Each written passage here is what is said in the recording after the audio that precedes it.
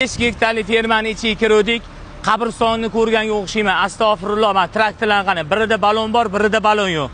Egalarim bilan suhbatdan o'tsam, Odiljon jonimga tegdi. Quyoshda chirib ketyapti. Birini balon o'zidan bo'shab qoladi, birini portlab ketadi deydilar. Bizda uni oldini olish maqsadida andijonlik ustakamizlarni tavsiya berdik. Men qarang, 1 yil oldin qurilgan tom.